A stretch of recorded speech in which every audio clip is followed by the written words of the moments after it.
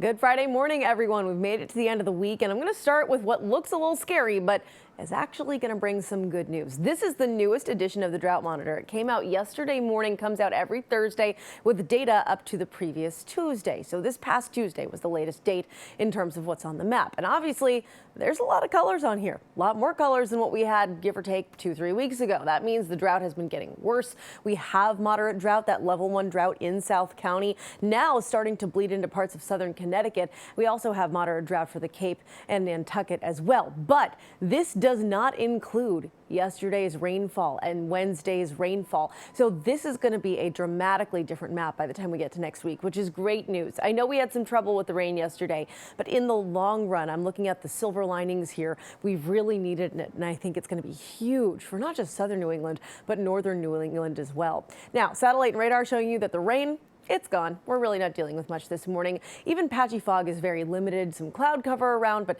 that's really about it. I will say I think a shower is possible this morning, but anything we see will be incredibly limited, more in the way of mist and drizzle and a sprinkle rather than anything remotely close to what we had yesterday.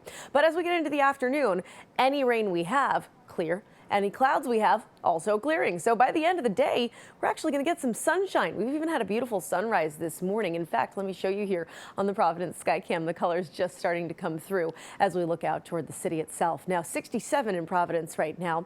This across the board, very mild for this time of year. So if you like summertime temperatures, today's your day. Not just this morning where we're in the 60s across the board, but as we get into the afternoon, we climb up through the 60s into the 70s, and many of us will top out very close, if not at 80 degrees. I really do think spots in northern Bristol County and northern Providence County, that's where you could see that big 80. Otherwise, we're looking at the upper 70s pretty much across the board here. 79, for example, is the high temperature in Taunton and in Providence today. 78 for North Kingstown and New Bedford. Same thing in Smithfield, and 76 for Westerly and Newport. Then as we get into tomorrow morning, it's cooler. It's a little more crisp.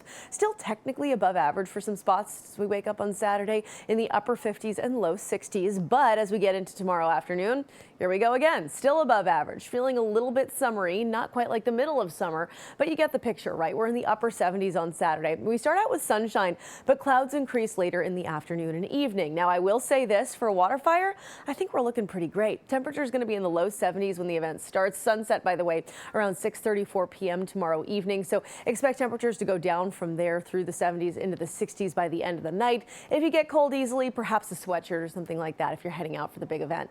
Now, as we get into Sunday, there is an area of low pressure to our south. That's going to drive more of those clouds Saturday night into Sunday morning, and a shower or two darken early on Sunday. I'm talking most of this before like 6 a.m. So hopefully you don't wake up early enough to have to deal with it. And by the end of the day, Sunday, things are looking pretty good. We're back into the mid 70s with a little more sunshine toward the end of the day. But the real sunshine comes through as we get into later next week. Not only that, but look at temperatures. They just fall off a cliff as a cooler air mass comes back into southern New England, and it's feeling like fall by Wednesday and Thursday.